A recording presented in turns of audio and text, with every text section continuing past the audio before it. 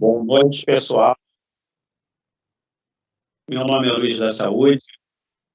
Isso ao Papo de Quarta. Vai ser uma sequência de hoje. E nós estamos recebendo convidados mais do que especiais, o doutor Hamilton Augusto, o doutor Daniel Mitidieri. E o tema da nossa live de hoje será a reforma administrativa PEC 32. Eu gostaria de todos que estão nos assistindo e vou falar aqui brevemente sobre como nós vamos caminhar nessa live. Nós temos um cronograma e onde cada convidado vai ter um tempo de fala. Nós não vamos responder a perguntas nos comentários, nós vamos pedir para que os nossos espectadores, as pessoas que estiverem ligadas conosco, para que elas coloquem nos comentários, caso desejem fazer perguntas, para quem será a pergunta, seu e-mail, que na live nós vamos estar passando para os convidados e nós vamos estar respondendo por e-mail a todas as perguntas. Ninguém vai ficar sem perguntas, tá? E aqui os nossos convidados, o doutor Hamilton e o doutor Daniel Mitidieri, eles vão estar respondendo algumas perguntas já pré-formuladas, e nós vamos estar aqui batendo um papo bem leve, bem tranquilo, para levar informação sobre a reforma administrativa para todos os interessados, não só os servidores públicos, municipais, estaduais e federais, mas para toda a população, pois a reforma ela atinge a todos. Eu gostaria, então, de falar um pouco do doutor Hamilton Augusto. Doutor Hamilton Augusto é especialista em direito eleitoral e direito administrativo, e o doutor Daniel Mitidieri, professor de direito e procurador municipal. Eu vou passar a palavra inicialmente para que o doutor Hamilton Augusto ele faça um breve, aí ele vai ter aí algo em torno aí de uns 4 a 5 minutos para fazer a sua apresentação, e depois nós vamos passar para o outro convidado, o doutor Daniel Mitidieri. Doutor Hamilton Augusto, por favor.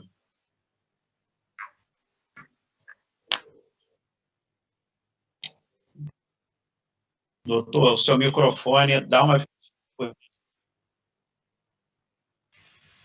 Perdão. Tecnologia leva a gente a dar umas tropeçadas. Boa noite, Luiz, boa noite a todos que nos assistem. Satisfação enorme estar falando para Araruama, eu que sou filho de Araruama, né? Para o sindicato dos funcionários públicos da cidade, tem grandes amigos aí no funcionalismo público de Araruama. Satisfação enorme estar falando aqui ao lado do doutor Daniel Mitidieri também, que é um especialista também no tema, procurador municipal, entende muito da área na prática, né? E quero dizer que estou à disposição para a gente estar batendo esse papo, dizer que a importância do funcionalismo público, né, na carreira, no meio do órgão, no que tange ao órgão público, a administração pública, é de suma importância. A gente ouve muito falar em reforma, em fim do funcionalismo, estado mínimo, mas sem o funcionalismo público, a administração pública não funcionaria como deve, porque a gente vê que a cada 4 anos, passadas as eleições, novos governantes, e se não são os funcionários que estão ali para tocar a máquina pública, seria uma verdadeira bagunça começar tudo de novo, como a gente vê muito no parlamento, né? As comissões elas são encerradas e reiniciadas a cada legislatura, e a continuidade do serviço público é um primado da administração, e são os servidores que fazem com que a administração funcione. Então, parabenizar o Luiz por essa live, por essa iniciativa, por estar à frente do sindicato, e agradecer pela oportunidade. Doutor Daniel Mitidieri, por favor, fale um pouquinho da sua atuação, da sua pessoa profissional que o senhor... Boa noite a todas e todos. Cumprimento o Luiz da Saúde pela iniciativa de abrir o seu espaço para debater a reforma administrativa. Cumprimento também o meu colega Hamilton Augusto, advogado, especializado também na área de direito público, e que certamente vai ter muito a contribuir aqui com a discussão proposta. Inicialmente, eu pesquiso Estado administrativo e também desempenho função pública de advogado público concursado do município de Rio das Ostras. E gostaria de destacar, ao longo desse nosso encontro, alguns pontos que me parecem relevantes. Em primeiro lugar, o servidor público, ele é o elemento vivo do serviço público. Ele é um trabalhador.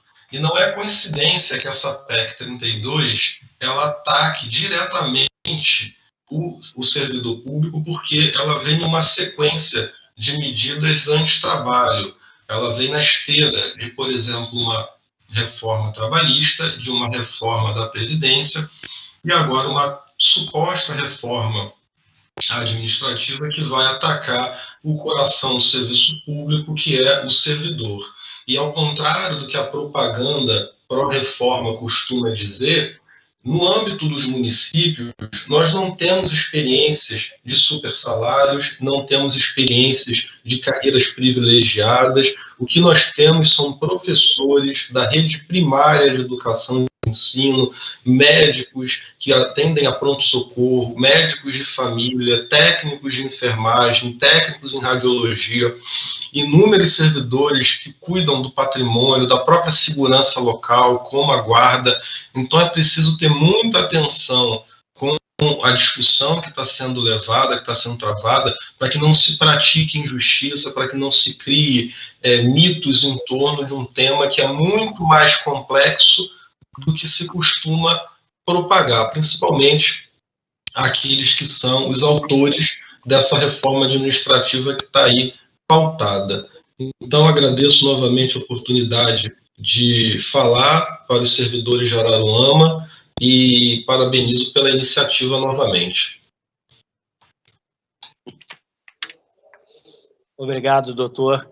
Com certeza, a reforma, a PEC 32, ela não atinge única e exclusivamente os servidores públicos.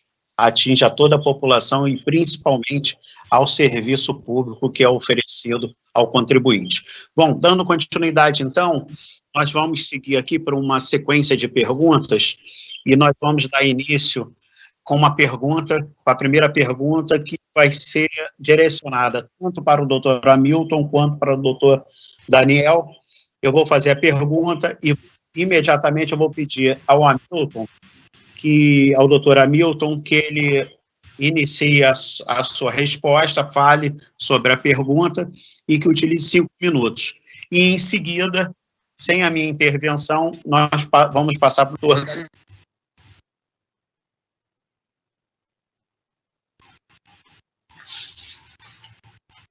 Não tô, tá sem som.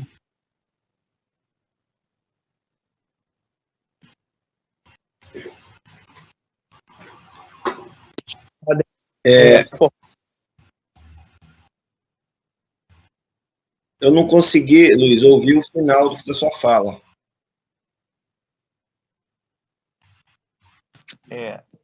Vê se retornou, por favor. Retornou, ok? Então,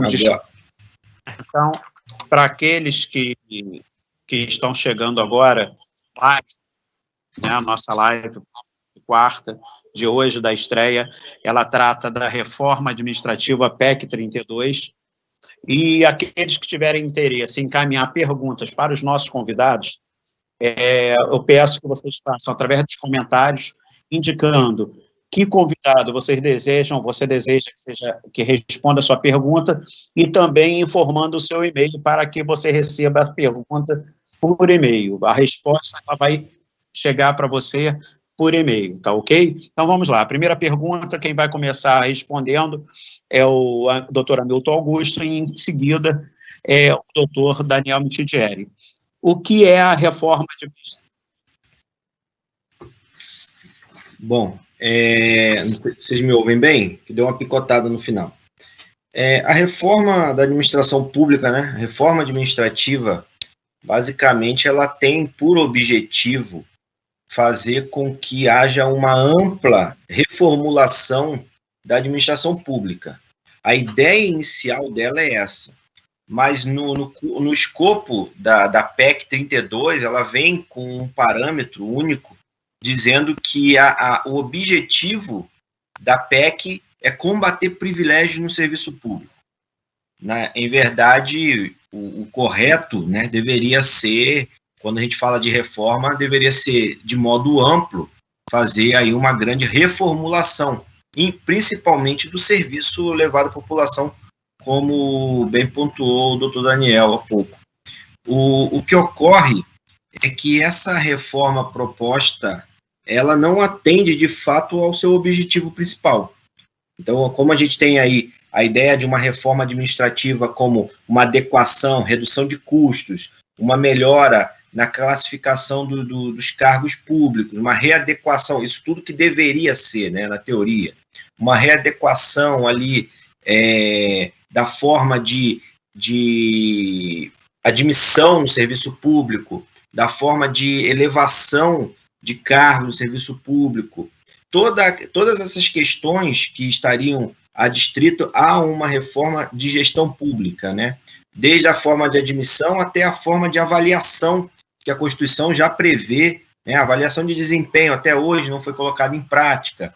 Então, todas essas questões que estariam adstritas, como a forma de demissão, como se daria, todas as espécies, nesse pacote da reforma administrativa, a preocupação básica, ela deixa claro que é acabar, combater os privilégios, embora não se combata, porque os principais cargos que estão muito acima do teto da administração, que estão muito acima do teto remuneratório previsto na Constituição, muitas das vezes, eles ficam de fora. As carreiras típicas de Estado, por exemplo, eles ficam de fora da reforma administrativa, né? Então, nós temos aí de fora da reforma carreiras, o Exército, por exemplo, a carreira militar, o Exército, generalizei, mas vamos lá, a carreira militar, né, englobando todos, as carreiras de magistratura, Poder Judiciário, Ministério Público, auditores, enfim, todas aquelas carreiras de maior renome na sociedade, maior status no âmbito da administração pública, ficam de fora da reforma.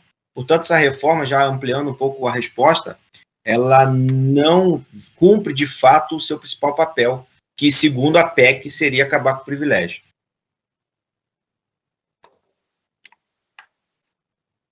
Bom, pode parecer que as respostas são ser assim muito parecidas, né?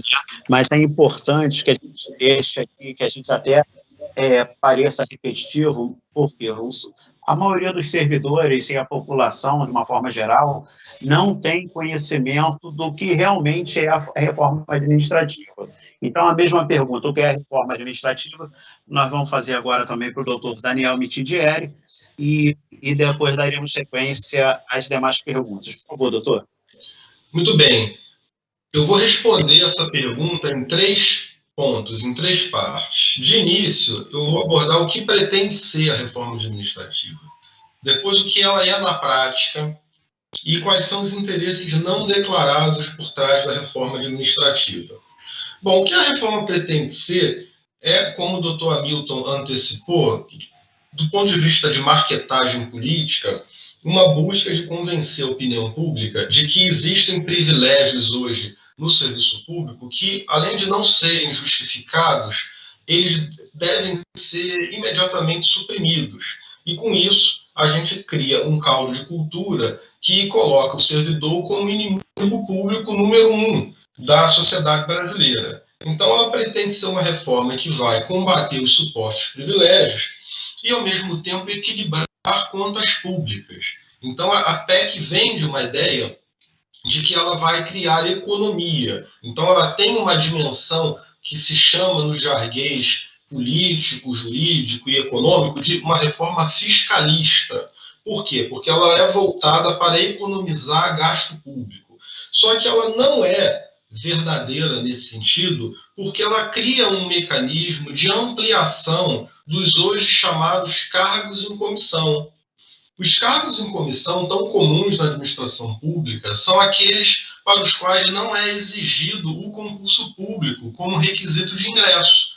O elemento que justifica a nomeação daquela pessoa na administração pública é a confiança que o gestor tem naquele indivíduo e ele é nomeado diretamente tal qual uma pessoa empregada numa empresa privada. Então, começam a haver contradições no discurso da reforma a partir do momento em que ela vem de um discurso de combater privilégios e ela, na verdade, flexibiliza o concurso público, que é um mecanismo republicano, moral e impessoal de seleção de pessoal no serviço público. Não quer dizer que é o melhor, não quer dizer que é o mais justo, não quer dizer que quem passa em concurso público tem algum título de superioridade. Absolutamente, isso é inclusive falso. Mas a míngua de um modelo melhor, o concurso ainda é o que preenche todos esses princípios constitucionais: igualdade, princípio republicano e princípio da moralidade. Então é uma contradição entre o que a PEC pretende ser e o que ela de fato é. E do ponto de vista de economia, ela abre uma porta muito grande para a contratação de pessoal sem concurso, não apresentando qualquer limite.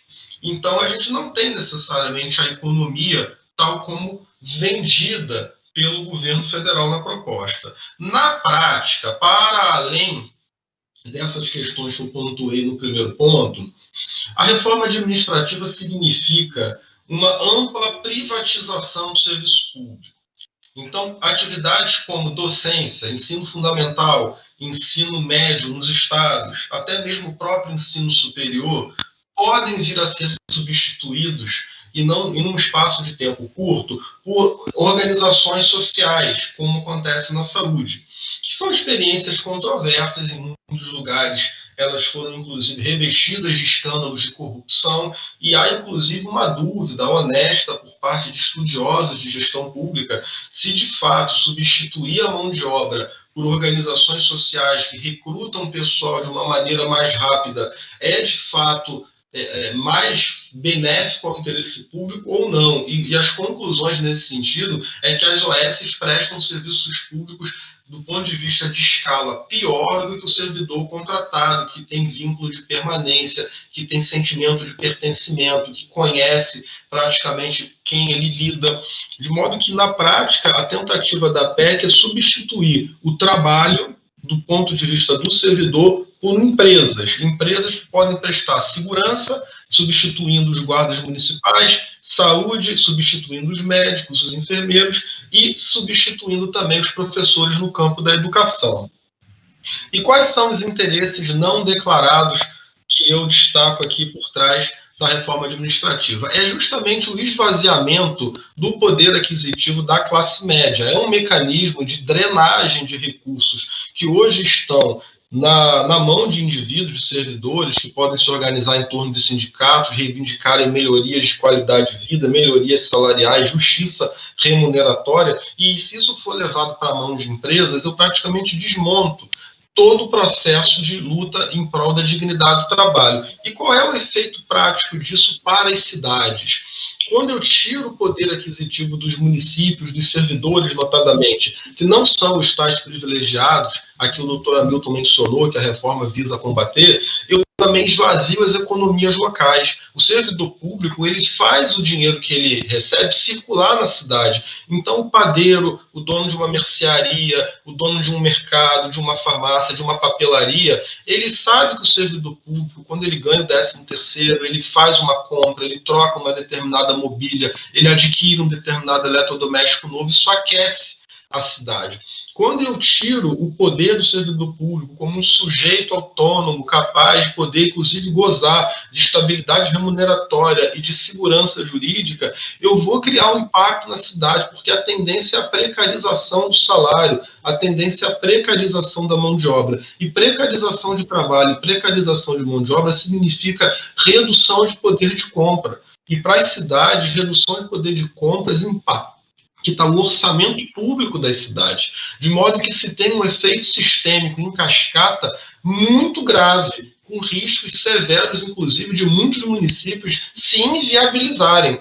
Então, eu faço aqui esses 3 destaques: o que ela pretende ser, o que ela na prática é e quais são os interesses não declarados. Os interesses não declarados são o enfraquecimento do Estado brasileiro a níveis que vão, sem exagero, sem ser sensacionalista, a padrões pré-Getúlio Vargas, em que cargos públicos de relevância eram disputadas em partidas de tênis de mesa ou em jogos de mesa de bar. Era assim que o serviço público brasileiro era constituído antes do DASP, da criação do Departamento de Serviço Público por Vargas. Então a gente está regredindo para um período de 100 anos atrás, isso é muito grave. Doutor Daniel Michidieri, eu sei que o senhor falou bastante, voltando naquela situação, parece que nós estamos sendo repetitivos, mas é importante a gente estar sempre voltando, até mesmo porque as pessoas estão chegando, participando da nossa live, né? Quem efetivamente será atingido pela reforma administrativa? Doutor, ela de fato acaba com privilégios? Bom, inicialmente, quem será atingido pela reforma administrativa, em primeiro lugar, é a população, é o usuário do serviço. Quem precisa do SUS, quem precisa de educação fundamental, quem precisa de creche, quem precisa de universidade. Por exemplo, imaginemos um cenário no qual o prefeito acredita que a Terra seja plana.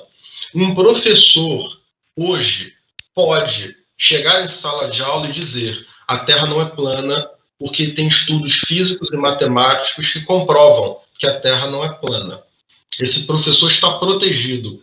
E a proteção não é da pessoa do professor, essa proteção é da criança, é do aluno, que tem o direito à verdade factual.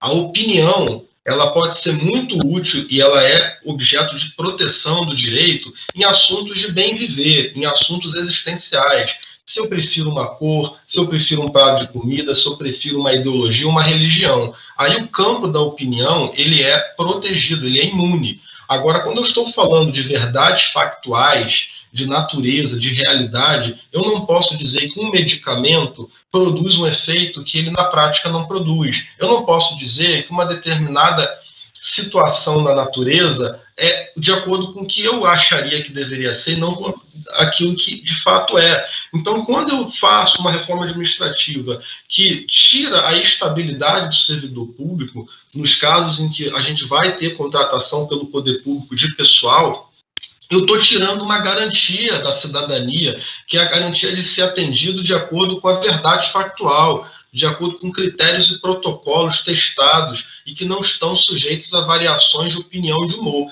Então, eu destaco aqui para toda a comunidade que nos assiste, o principal afetado pela reforma administrativa é o usuário do serviço público, inegavelmente, porque ele não vai ter a autonomia necessária para poder exercer o seu trabalho, que não é para agradar o gestor de plantão. O servidor público existe para funcionar uma burocracia que depende milhares de pessoas para poder ter aposentadoria, para poder ter um direito de construir. A gente precisa de licença para construir uma casa num terreno que a gente compra. E quem analisa se essa casa pode ser edificada ou não é um arquiteto, é um engenheiro.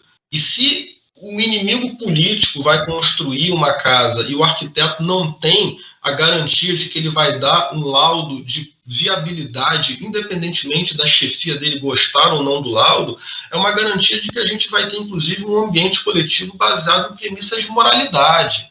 Imagine se eu fico utilizando a máquina pública como veículo de perseguição política. Então, tudo isso a reforma administrativa coloca em risco. Tanto o usuário do serviço quanto o próprio ambiente de comunidade, assim, no sentido mais genuíno do termo. Então, eu faço brevemente esses dois apontamentos aqui, porque, sem sombra de dúvidas, o servidor é afetado, mas, antes de tudo, em primeiro lugar, o cidadão, a cidadania, a própria integridade da sociedade brasileira é afetada por essa reforma. Ok, doutor, muito obrigado. Nós vamos passar para a terceira pergunta, e que é a seguinte: não se discute que uma reforma administrativa seria interessante se a intenção fosse desburocratizar o serviço público, no sentido de melhorar os instrumentos de gestão. Mas, doutor Hamilton, na sua opinião, esta reforma, como proposta, ajudará a eficiência da gestão? Não. Doutor. Bom, não, como complementando até o que o doutor Daniel falou, ela não vai cumprir o que efetivamente se compromete, né? Inclusive, a própria PEC, ela não traz ali os parâmetros daquilo que será alcançado com a sua implementação, com as mudanças que ela se propõe. Então, não vai haver um ganho de gestão pública. Em verdade, e como o doutor Daniel pontuou bem também, ela, inclusive, a questão do custo do orçamento com o servidor público, com o serviço público, não será reduzido, porque vai substituir pelos cargos comissionados. Em verdade, é uma troca, porque é impossível você pensar que o Estado funcione bem sem o agente público.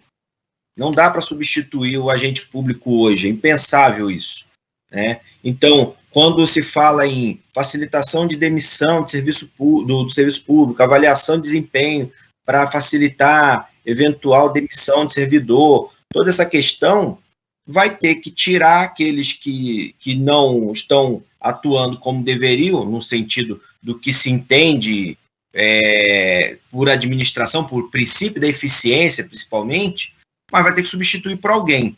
Na atual conjuntura, né, você, quando se reduz ali o número de funcionários, de agentes públicos, você tem que fazer concurso público para fazer a recolocação. Hoje a gente tem um déficit enorme de servidores públicos em todas as carreiras. A gente fala da carreira policial, o déficit chega a ser de 60%. Você vai para os cargos aí de assessoria, no sentido de analista, por exemplo, cargos mais de atendimento, ali vamos levar para nível municipal, quando você vai para uma prefeitura, até para o próprio poder judiciário, os servidores de cartório e tudo mais, você tem um déficit enorme, por isso que é tão demorado tudo, a burocracia emperra a máquina, faz com que a coisa se demore tanto. Muitas das vezes não é porque o funcionário fica parado, como muita gente fala. Criou-se no Brasil, infelizmente, né, uma imagem de que servidor público é tudo preguiçoso, vagabundo, que fica sentado fazendo nada. A gente sabe que acontece em muitos dos casos, mas a grande maioria trabalha muito. Mas é para fazer o trabalho, às vezes, de 10. Então, e a troca que se pretende com a reforma, em verdade, é facilitar para o gestor público a retirada daquele funcionário estável, em que ele não tem controle eventual para uma determinada intenção política, para fazer uma politicagem, para usar como massa de manobra, porque por ter estabilidade, o servidor não vai acompanhar as vontades, vamos usar assim, daquele gestor, né? Ele vai cumprir o que a lei determina, o princípio da legalidade é o que rege a administração. Mas ele vai substituir por cargos comissionados que ele pode a qualquer momento trocar. Ele não gostou da atuação do funcionário público, ele vai lá e tira. Eu vislumbro muito isso, eu vejo muito isso acontecer, até aproveitando o gancho que o doutor Daniel é procurador municipal. Eu vejo muito isso acontecer em prefeitos que muitas vezes querem fazer determinada contratação, muitas das vezes não republicanas, e tenta pressionar um procurador para que ele dê o parecer de acordo com o que ele quer. Quando o procurador ele é concursado independente, ele não vai cumprir, ele não vai dar um parecer de acordo com o que o gestor quer, ele vai dar um parecer de acordo com o que a lei manda, muitas das vezes contra a vontade do administrador. Então, isso é que garante a estabilidade. A estabilidade do serviço público garante essa independência, garante o funcionamento da máquina. E não vai cumprir, a reforma não cumpre a função de melhorar a gestão pública. Ela não cumpre efetivamente. Também não cumpre a função de redução de custo, porque ela troca 6 por meia dúzia e piora a coisa ainda, né? Imagine uma situação em que a cada 4 anos um prefeito senta na cadeira, ele manda todo mundo embora e põe gente da sua confiança nos cargos. Aí na próxima eleição, de novo essa substituição. E aquelas pessoas têm que dançar a música que ele toca. Vamos usar um português bem claro. Então, não cumpre o papel que se propõe, não resolve o problema da administração, e pior, quando a gente fala em custo, quando fala em privilégio, que é o que a PEC fala, os maiores cargos, como eu falei no começo, eles estão fora da reforma. E não atinge. E só voltando um pouco até a pergunta anterior, né, que o doutor Daniel respondeu, os maiores atingidos são aqueles cargos que estão na frente de batalha. São aqueles cargos que estão ali atendendo a população. Esses são os maiores atingidos, de fato. Os cargos menores, aqueles que têm menor poder de mobilização, acabam sofrendo mais, infelizmente. E a população sofre por consequência. Eu gostaria de aproveitar do doutor Hamilton Augusto e usar aqui um exemplo. Nós temos um exemplo muito bom, que é o da Polícia Rodoviária Federal, né? Vários policiais rodoviários se aposentaram, saíram da ativa, e também a questão das vias, aumentaram os números de vias e a falta, o déficit de policiais rodoviários continua. Então, o concurso público ele é fundamental. Nós temos um exemplo aqui no nosso município, no município de Araruama, né, principalmente na saúde, nesse momento de pandemia que nós estamos vivendo em todo o mundo, né, mas diretamente aqui em Araruama, nós temos aí a falta, né, o déficit aí de muitos servidores, da saúde, como, por exemplo, técnicos de enfermagem, enfermeiros, né, e também na parte de limpeza pública, sanitização, higienização, os nossos agentes de serviço geral. Então, são exemplos práticos, exemplos que estão muito próximos da gente, né, da falta de servidores, da falta de concurso, né, para a admissão desses servidores no quadro permanente. Bom, vamos lá. Doutor Daniel Mitidieri, qual a sua opinião sobre a criação do princípio da subsidiariedade? Eu sei que me atrapalha, desculpe. Parece-nos que há uma intenção de fomentar as privatizações e colocar o Estado como mero agente complementar da iniciativa privada. O que o senhor pensa sobre isso? Antes de responder essa pergunta, Luiz, eu queria complementar o belo exemplo que o doutor Hamilton destacou sobre a questão do advogado público, procurador municipal nas contratações públicas. Não está claro na PEC se o procurador público ele será considerado carreira típica de Estado. E se ele não for considerado carreira típica de Estado, ele pode ser demissível.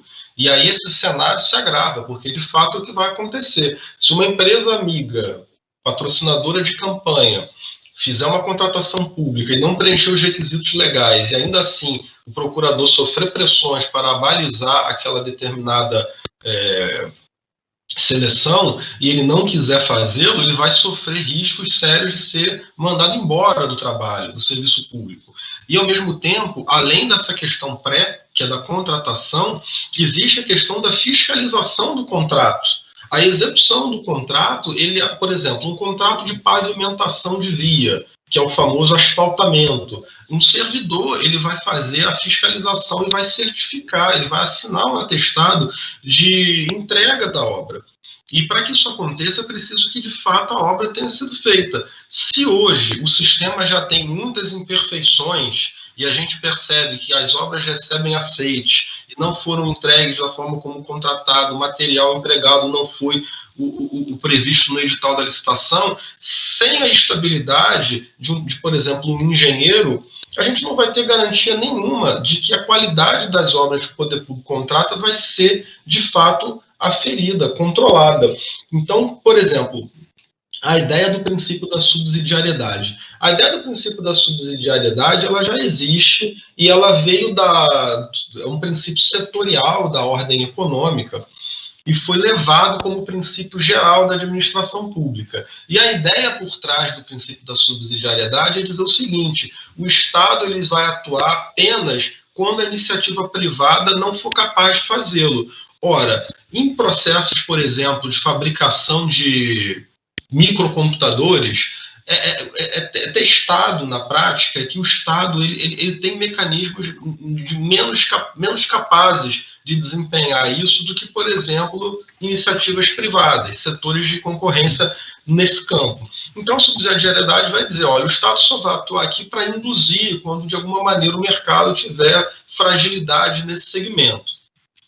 Trazer isso tudo para o poder público é uma falácia, porque, como eu falei, qual é o outro mecanismo que eu vou fazer para avaliar, para aferir se uma obra foi entregue, se uma licitação é contratada dentro da lei. Não tem como fazer a substituição do pessoal público pelo mercado.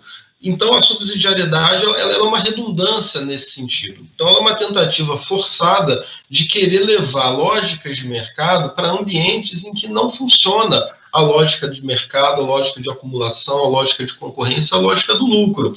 Então, de fato, esse é um princípio que tenta forçar uma barra, digamos assim, de colocar o Estado como coadjuvante, mas isso na ordem econômica faz certo sentido.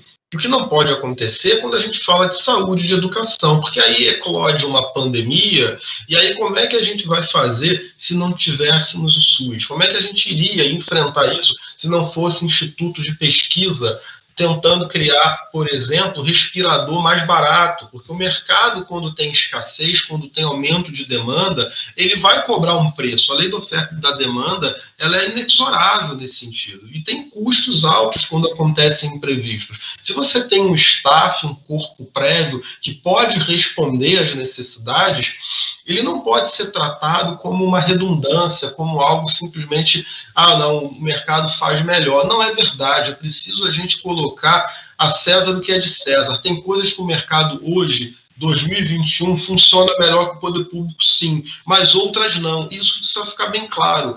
Enquanto a gente estiver tratando de serviço público na dimensão de fiscalização, de poder de polícia, de prestação de serviços fundamentais para a coesão social, não temos como dizer que o Estado não presta um bom serviço. Ele pode melhorar, mas não quer dizer que ele tem que ser substituído. E, infelizmente, essa PEC faz uma proposta que é basicamente retirar as prerrogativas do serviço público, do servidor público, e substituir por uma lógica de mercado, que nem sempre no próprio mercado ela funciona. Caso contrário, a gente não teria tido a crise de 2008, né? Com subprimes, etc. Então, o próprio mercado, essa lógica de mão invisível, ela é falha, ela é mentirosa, ela é ideológica.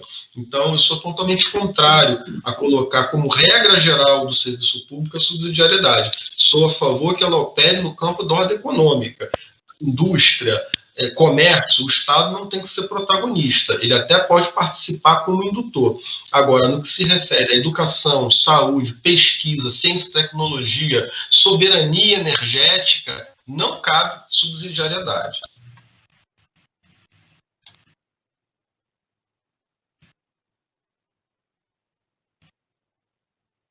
Augusto. Oi. Agora eu estou ouvindo. É porque entrou uma ligação aqui também. Doutor Hamilton Augusto, a leitura da PEC refere que a ideia é a criação de 2 tipos de cargos. Tá. Tá sem som, Luiz. Como ficaria a situação do servidor público, que sempre foi a medida dos olhos daqueles que buscam o concurso público? Luiz, perdão, você pode só repetir a pergunta, que deu uma picotada e falhou. Perfeito. Como ficaria a situação da estabilidade do servidor público, que sempre foi a menina dos olhos daqueles que buscam o concurso público? Deixa eu ver se eu entendi. Você está falando dos cargos, da estabilidade do concurso público, não é isso? Eu gostaria que o senhor falasse sobre os cargos de prazo indeterminado e os cargos de prazo determinado. Tá. Então, só abrindo um parêntese, voltando um pouquinho à pergunta anterior que o doutor Daniel respondeu, só para falar uma coisa, é absurdo você ver uma intenção, embora tenha sido retirado na CCJ, nessa proposta, é possível que retorne, mas você imagina, isso já foi debatido muito no passado, sobre a terceirização dos presídios, né? Principalmente no âmbito da segurança. Você imagine a situação em que você vai botar o capital ali para girar em torno daquilo em que as empresas só visam um lucro. Então, na questão assistencial, educação, saúde, segurança pública, principalmente, é impossível, é inviável se pensar que uma empresa que visa lucro possa atender a demanda da sociedade fora desse viés de só visar o lucro. Então, são situações muito sensíveis ao Estado para terceirizar, digamos assim. E quanto a essa questão dos cargos, né, nós temos 2 tipos que a reforma traz, né, como você bem pontuou, Luiz, o prazo indeterminado e as carreiras típicas de Estado, embora a PEC ela não defina quais são as carreiras típicas de Estado. A gente tem aí, de modo genérico, como conceito genérico, algumas delas, magistratura, Ministério Público, as carreiras de procuradores, etc., mas a PEC ela deve trazer um conceito básico do que ela entende por carreiras típicas de Estado, senão cai muito assim numa questão de dúvida. O próprio doutor Daniel levantou essa questão. Será que os procuradores municipais seriam inseridos como carreiras típicas de Estado? Então fica numa situação muito complicada. E quando a gente fala, né, de cargos por prazo indeterminado, né, dentro dessa lógica, esses seriam aqueles que não teriam estabilidade. Isso aí você já começa derrubando a estabilidade do servidor público, embora por concurso público. Então ele cria ali um meio termo entre o cargo comissionado e o cargo efetivo, né? É um cargo por concurso que não tem estabilidade. É o que a gente tem hoje os empregos públicos, né? As carreiras os cargos relacionados às contratações de Banco do Brasil, Caixa Econômica, algumas delas se inserem um pouco nesse conceito de não ter uma estabilidade, embora tenha alguma estabilidade e tenha que passar por um processo e tudo mais. Aqui não. Aqui ele ainda cria uma outra forma de avaliação, que é a tal do desempenho insuficiente, que poderia demitir o funcionário pelo desempenho insuficiente. Ele fala de ato infracional e desempenho insuficiente, mas não esclarece também se esse desempenho insuficiente está dentro daquela questão lá de avaliação de desempenho, como se dará isso, né? E aí ele tem ali uma questão também que, embora não tenha estabilidade, ele tem quando se faz o concurso público, nesse caso dos cargos por prazo indeterminado, 1 ano de avaliação de experiência para então... fica confuso, porque você está falando de cargos sem estabilidade. Aí você tem 1 ano de experiência para então inserir no cargo. E depois é um cargo que não tem estabilidade. Isso tem lógica quando a gente vai para as carreiras típicas de Estado, né? Porque aí tem 2 anos de experiência e em 3 anos, salvo engano, 2 anos de experiência, e 3 anos adquire a estabilidade. Quando a gente traz isso para o nosso conceito de hoje, que os cargos públicos têm ali quando você assume o cargo, você tem aquela fase, né, do estágio probatório, que você pode ser exonerado, mas você tem que passar por uma avaliação para ser exonerado. Quando a gente traz isso por uma titulação de experiência, a gente traz o entendimento do direito privado, né, do direito trabalhista do direito privado. Eu estou em período de experiência, posso ser demitido por qualquer motivo. Então, você veja, você faz um concurso público e, por num período de experiência, sem qualquer justificativa, você pode simplesmente afastar aquele servidor que batalhou tanto, fez um concurso público. E pior, quando a gente fala das carreiras que não são as típicas de Estado, por prazo indeterminado, ele sequer tem a estabilidade. Então, é confuso, a PEC não explica, não delimita como será feito todas essas questões, talvez para deixar aí, para que leis ordinárias possam fazer uma regulamentação, o que é pior, e deixar até para a doutrina e jurisprudência criar as soluções, que é o que sempre acontece. Mas, de fato, tira o principal do serviço público, o principal, que é a estabilidade, que é aquilo que sempre atraiu muita gente para o serviço público. A garantia da estabilidade, a garantia de que não perderia o emprego por qualquer motivo, que não seria manipulado ou movido ou demitido por qualquer coisa.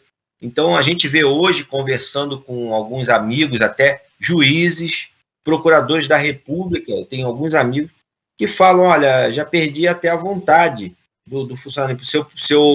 Se não faltasse pouco tempo para aposentadoria, eu iria advogar, largaria a carreira. Por quê? Porque essas carreiras, por exemplo, embora aqui na reforma não estejam sendo englobadas, mas na reforma previdenciária já foram impactadas. Então, isso vem numa constante, como o doutor Daniel falou no começo, numa constante de defasagem do serviço público de modo geral. Começou com a reforma previdenciária, isso num histórico recente, que a gente já teve uma reforma administrativa antes, e vem no sentido de acabar de fato, de terceirizar tudo, de levar tudo para a iniciativa privada, embora a gente saiba que não funciona assim. Tentam fazer uma equiparação com outros países. Se a gente analisar o cenário dos Estados Unidos, nós temos muito mais funcionários públicos lá do que tem no Brasil, embora a máquina lá funcione de um modo diferente. Precisa de uma reforma, sim, mas uma reforma que, primeiro, garanta a estabilidade do funcionalismo, não dos cargos, mas que a máquina funcione com estabilidade, que não possa ser mexida a qualquer tempo, para que, com isso, por consequência, se tenha a garantia dos cargos, que eles terão a estabilidade como um dos principais atrativos. Do contrário, a gente vai entrar no cenário como sendo uma iniciativa privada, o servidor, e pior, você terceiriza os cargos, por exemplo, voltando até a pergunta anterior, complementando, você não tem com quem reclamar, porque você vai reclamar com quem? Você vai reclamar com aquele que contratou a empresa e colocou lá, ele vai tomar providência se ele não responde a ninguém, né? Então, é diferente de uma empresa que está no mercado, que o que gera é a concorrência. Você vai contratar uma empresa para cuidar de administrar um setor determinado de uma prefeitura, ela não tem concorrência. Se ela não tem concorrência, você reclama com quem? É diferente do mercado. Eu não gostei da operadora A, eu vou para a operadora B. E ponto. Então, isso é um ponto principal. E vai afetar muito o concurso público. Eu entendo até que seria uma cláusula pétrea, embora muitos entendam que não, né? Está fora ali daquele contexto do artigo 60. Mas, infelizmente, é um princípio muito sensível da Constituição que vai ser afetado.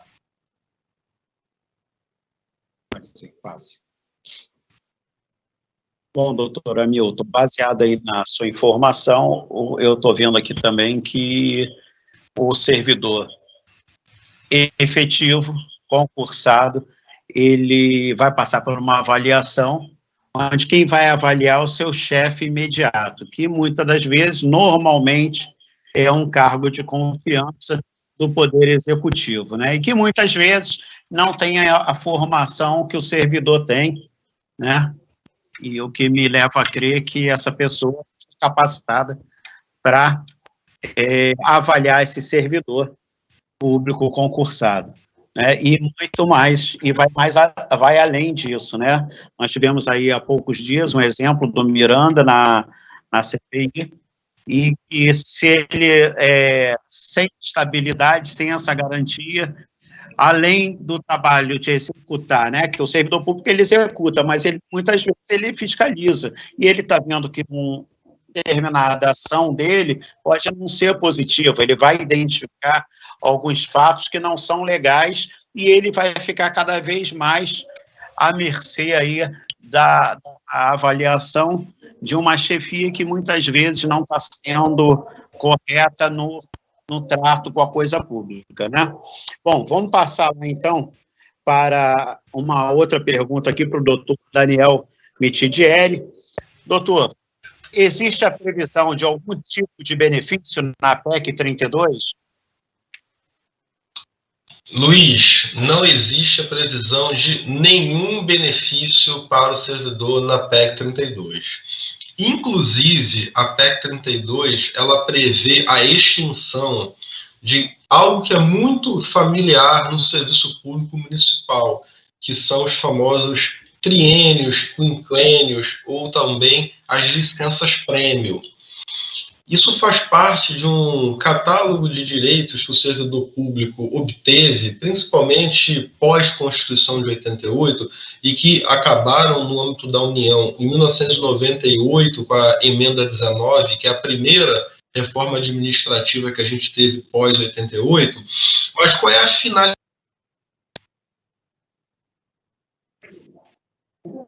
Alguma coisa aí. Acho que travou, né?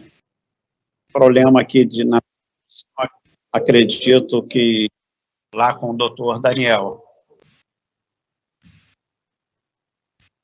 Vamos aguardar um pouquinho para ver se retorna. e caso não retorne, a gente dá prosseguimento com a próxima pergunta para o doutor Hamilton Augusto. Vai voltar. Voltou, Luiz? Voltou. Então, o que acontece? Esses benefícios que eu mencionei, que a PEC suprime, eles vieram para contemplar uma característica do trabalho no serviço público, que é o fato de não ter o servidor público direito, por exemplo, a FGTS. O servidor público não tem direito a FGTS. Também participação em lucros e resultados, que é um benefício que a legislação trabalhista contempla, o servidor público não recebe isso. E também o Supremo Tribunal Federal decidiu, por meio de uma técnica chamada repercussão geral, que não é direito do servidor público ter aumento anual, apesar de a Constituição dizer que existe o direito à reposição da perda inflacionária. Contratos com a administração pública são reajustados pelos índices de inflação. Porém, os salários dos servidores, o Supremo disse que não é uma obrigação da administração todo ano aumentar. Pode o prefeito, o governador, o presidente não encaminhar projetos que reponham as perdas inflacionárias. Então, se a gente perde o direito à reposição da inflação, perde triênio, perde quinquênio, ou perde licença-prêmio, inclusive a defasagem do servidor perante quem trabalha no setor privado pela CLT vai ficar extremamente grande. Falam muito que o servidor público tem um salário, uma remuneração acima da média, mas isso em carreiras, por exemplo, como analistas de agência reguladora, como, por exemplo, fiscais de renda, que são serviços muito específicos. Não raro esses servidores possuem formação como mestrado, doutorado, pós-doutorado, são cargos muito especializados. A regra do servidor público, a grande massa, são pessoas que recebem salários até mínimos. Na administração municipal é muito comum a gente ter servidor que ganha o salário mínimo ou próximo do mínimo. Então, de fato, não só a PEC não contempla benefício algum para o servidor, e ela suprime os que já existem. E aí eu gostaria de terminar minha fala destacando o seguinte: os senadores, os deputados, os apoiadores da PEC costumam dizer que ela não vai afetar quem já é servidor. Isso não é verdade, porque mesmo que o servidor já exercendo a sua função por ocasião da aprovação da PEC, não possa ser enquadrado no caso, por exemplo, de contrato a prazo e ser dispensado, ele vai viver um ambiente no qual a lógica de supressão de direitos é muito intensa, é a que vai pautar o trabalho. Então, assim, a desmobilização, a desmotivação, o sucateamento vão afetar quem já é servidor. Fora a reforma da Previdência, que abalou drasticamente segmentos, criaram alíquotas progressivas. Então, assim, de fato, é uma situação de saque de direitos do servidor público. Então, eu faço esse destaque. A gente não vai ter qualquer possibilidade de lograr alguma vantagem, como vai perder já existente.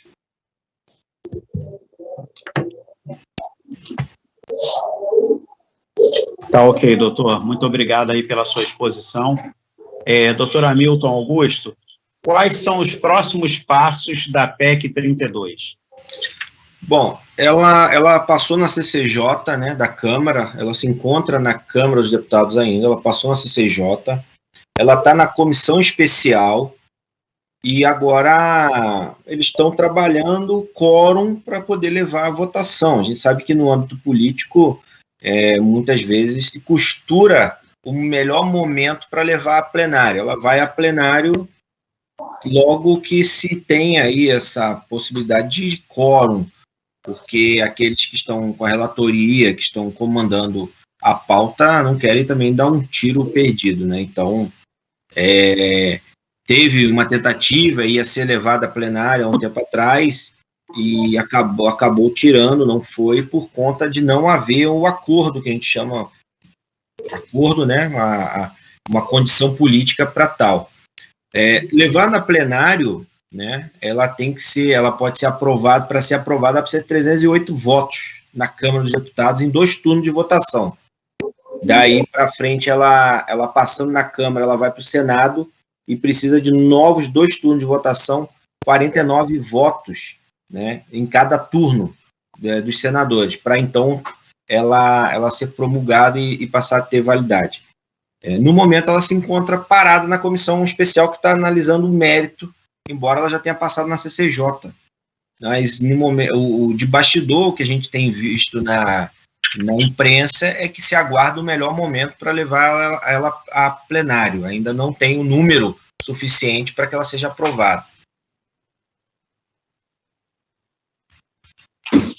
Bom, aos amigos e amigas que estão assistindo a nossa live de hoje, só lembrando que aqueles que quiserem fazer perguntas para os nossos convidados, que façam através dos comentários, colocando a sua pergunta, o direcionamento para qual convidado cabe a pergunta, e que também informe o seu e-mail, pois as perguntas serão respondidas posteriormente e encaminhadas ao e-mail dos nossos amigos e amigas que estão assistindo ao Papo de Quarta de hoje. E nós vamos passar agora para a última pergunta. Essa pergunta, ela está sendo encaminhada para os 2 convidados, para o doutor Hamilton e para o doutor Daniel, e nós vamos pedir para que o doutor Hamilton seja o primeiro a responder. Então, em linhas gerais, doutor, qual a sua avaliação crítica sobre a PEC 32? Olha, essa PEC da reforma administrativa, na verdade, é uma tentativa de dar uma resposta política à sociedade de que algo está sendo feito, mas não cumpre o seu papel real de redução de custo, de despesa de orçamento da máquina pública, nada disso. Ela troca 6 por meia dúzia quando ela troca os servidores efetivos por comissionados, piora em muito o serviço público, não atende, né, a qualidade da gestão pública que o princípio da eficiência tanto preza. E o pior de tudo é que, como ela traz como objetivo principal, no fundamento da reforma, da PEC, que é combater privilégios, isso também passa longe, não combate os privilégios. Então, na verdade, eu vejo essa reforma que não foi debatida, isso é muito importante falar, não foi debatida com a sociedade, não foi trazida, não foram feitas audiências públicas para discutir, inclusive a CONACAT, né, que é a Confederação Nacional das Atividades e Carreiras Típicas de Estado, tem feito isso. Eu tenho um relacionamento bom com o presidente da CONACAT, que também é presidente da Federação Nacional das Carreiras do Legislativo. Ele tem feito os debates públicos, as audiências nas câmaras municipais, principalmente do Estado de São Paulo, pelo Brasil afora, mas principalmente do Estado de São Paulo, para discutir a reforma administrativa. Mas a comissão da reforma, ela própria, o Congresso, não abriu essa possibilidade, não fez esse debate público. E está criando um projeto, uma pauta, que só interessa para dar uma resposta política, uma falsa resposta política, que algo está sendo feito. Mas, criticamente respondendo, como você bem perguntou, é um grande engodo, não resolve o problema, piora o serviço público e vai trazer consequências lá na frente muito piores do que os problemas que nós temos hoje. Doutor Mitidieri, por favor, agora a sua vez aí, em linhas gerais, qual a sua avaliação crítica sobre a PEC 32? A minha avaliação crítica é que a PEC 32, ela atende a um programa de governo que é anti-Estado, que é anti-Constituição de 88, que é regressivo.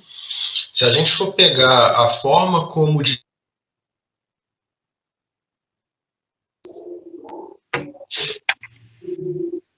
Deu uma travada aqui novamente na transmissão do doutor Mitidieri. Nós vamos aguardar alguns segundos para ver se retorna o sinal do doutor. Oi, está me ouvindo? Voltou. Retornou. Por favor, doutor. A internet está com essa falha aqui. Então, a PEC da Reforma 32, ela atende a objetivos mais ideológicos do que propriamente baseados em fatos. Nada contra ideologia, eu acho que a Constituição assegura o direito a cada um acreditar no que é o correto para o futuro próprio ou da coletividade. O ponto que devemos chamar atenção aqui, de novo, é a verdade factual. Então, assim...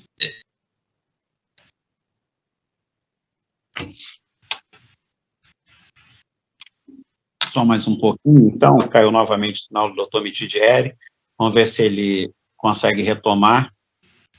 Apresentado. Então, eu destaco esse cenário. É uma PEC que não está lastreada em bases, digamos assim, de dados, em fatos. É um desejo. Eu acho que quando a gente fala de política pública, a gente tem que tomar muito cuidado, porque não é o nosso desejo que prevalece, é o que a realidade nos diz. Então, eu faço esse destaque. A PEC, ela não é...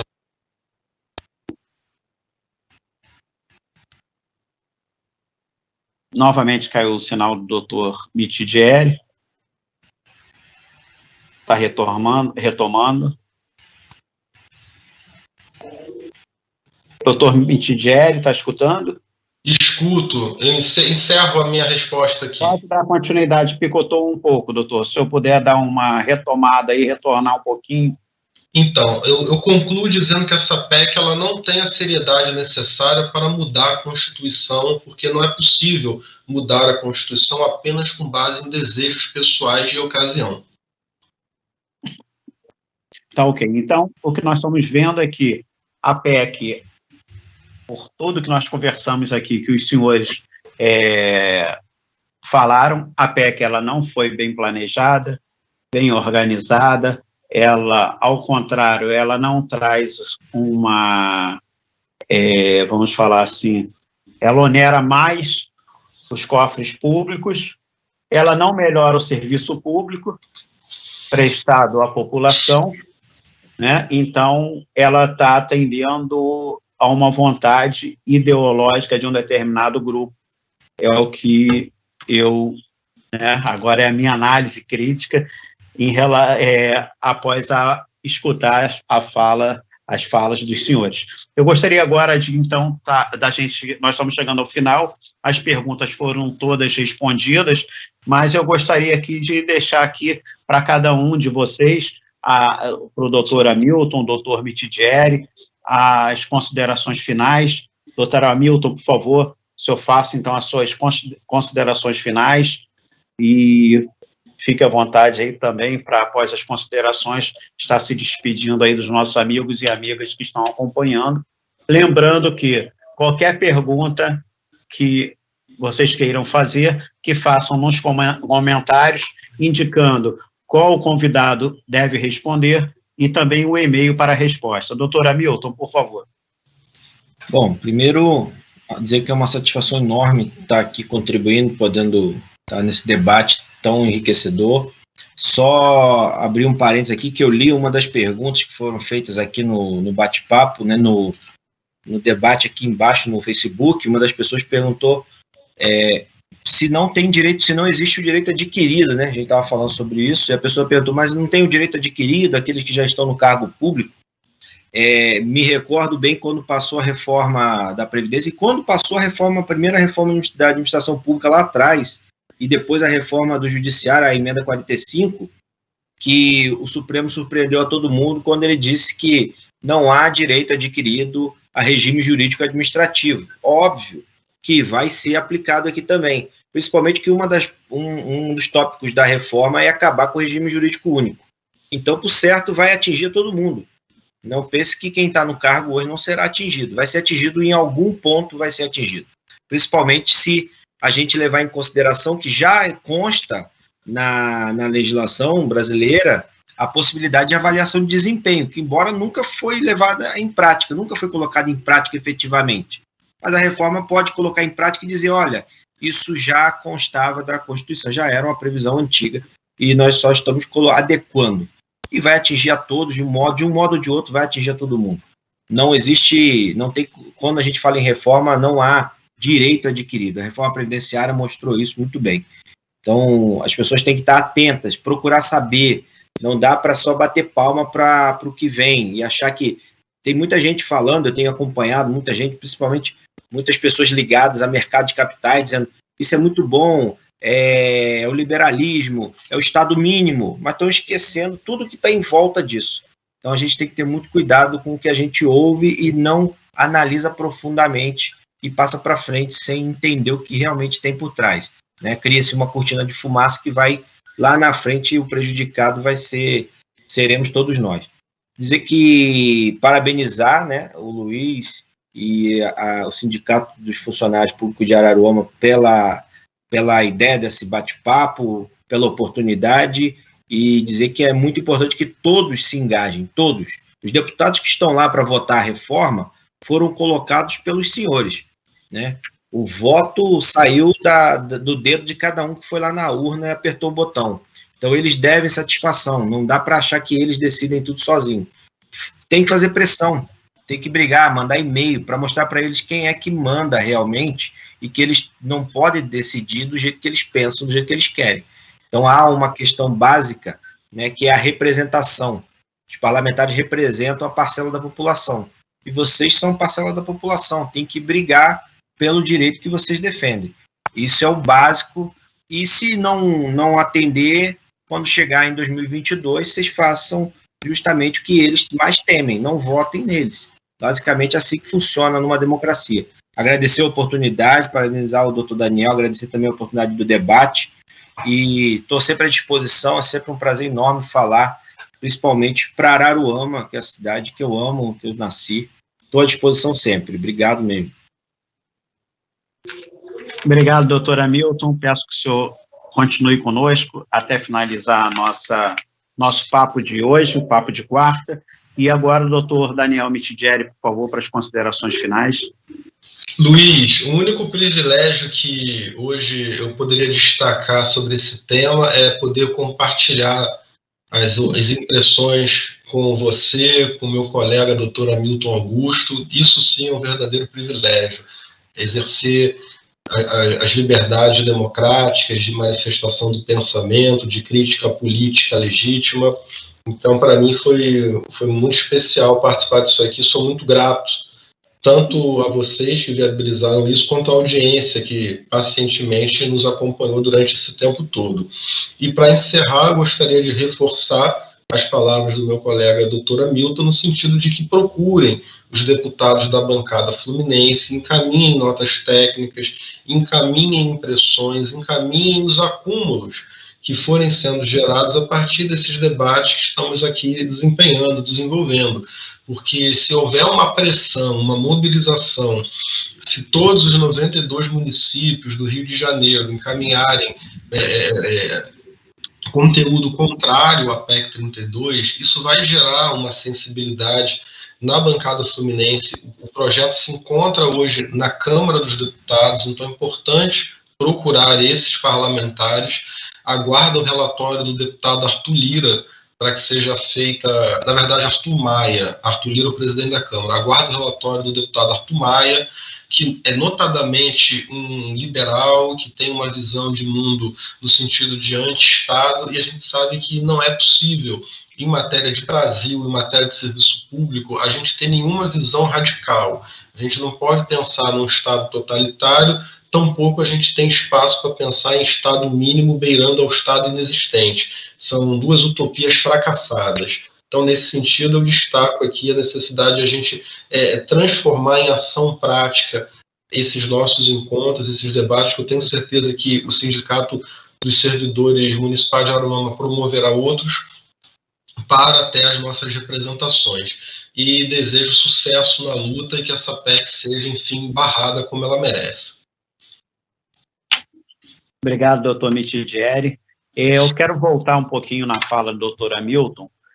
Hoje nós tivemos às 11 horas aí da manhã, na Rádio Mar Aberto FM, o doutor Hamilton Augusto falou sobre um amigo próximo que está aí na luta, que representa a federação, é o doutor que participou hoje conosco, o doutor Antônio Carlos Fernandes. Deixar aqui o nosso agradecimento também a ele hoje participou conosco do tema Reforma Administrativa PEC 32 na Mar Aberto. e falar também que é interessante, uma coisa positiva que está trazendo todo esse debate, né? Nós, ontem, teve uma live que foi apresentada, mediada pelo deputado do Partido dos Trabalhadores, Werneck. Interessante ali como as siglas dos partidos estão se unindo, né, em prol aí do serviço público, nessa discussão da PEC 32. Então, o deputado Werneck, ele, que é do PT, ele como mediador, e convidou o deputado Paulo Ramos, do PDT, o deputado Alessandro Molon, do PSB, e um deputado que é da base do governo federal, né, que é da base da presidência, que é o deputado Laterça, do PSL. E, nesse debate, eles discutiram a todo tempo a real necessidade, se existe realmente a necessidade dessa PEC, se a PEC ela atende, de fato, às necessidades dos cofres públicos, a necessidade do serviço público. E ontem, na live, eles mostraram, mais uma vez, né, nós estamos tendo lives aí a todo momento, todos os dias, várias lives, e mostraram mais uma vez que a PEC ela não está vindo realmente para atingir o objetivo que é dado publicidade nos meios de comunicação através aí da comunicação da Presidência da República, né? Nós não estamos aqui falando de uma questão partidária de um lado ou de outro, mas sim mostrando que esse problema está fazendo com que aqueles que em muitos momentos divergem de pensamentos estão convergindo aí, né, e afunilando para que, se Deus quiser, mais do que se criar emendas para a proposta de emenda constitucional, e sim cancelar, se possível, essa PEC, que não vai trazer nenhum benefício para a população brasileira. Isso também tem acontecido nas lives, nos encontros das centrais, das confederações, das federações e dos sindicatos. Estão todos unidos num só objetivo, que é levar ao cancelamento dessa PEC. Então, quero agradecer aqui muito, né? Podem ter certeza, tanto o doutor Hamilton quanto o doutor Daniel Mitidieri, que eu estou muito grato, estou aprendendo muito com vocês, e também com essa passagem pelo Sindicato dos Servidores, aprendendo muito com os servidores públicos, servidor que eu sou servidor também, do quadro permanente do concurso de 99 no município de Araruama, e agradecer a todos os amigos e amigas que estiveram aqui conosco, que ainda estão aqui conosco e que já estiveram e que precisaram sair da nossa live, e que as perguntas que foram feitas nos comentários, elas serão todas respondidas, e em breve nós teremos a próxima, sempre às quartas-feiras. Estamos buscando aí novos convidados para um novo tema, para que na próxima quarta, dia 28, a gente possa estar de volta aqui falando um pouco sobre educação digital, sobre vacina, sobre saúde, serviço público, ambiente e tudo mais que for necessário para que a gente leve aí de conhecimento e também receba o conhecimento nosso Papo de Quarta. Tá ok? Muito obrigado, doutor Hamilton, doutor Daniel, pela participação de vocês, por terem de imediato aceito o convite para estar aqui conosco, tá bom? E até a próxima. Fiquem com Deus, bom retorno ao lar, bom descanso. Obrigado, um abraço. Saudações a todos.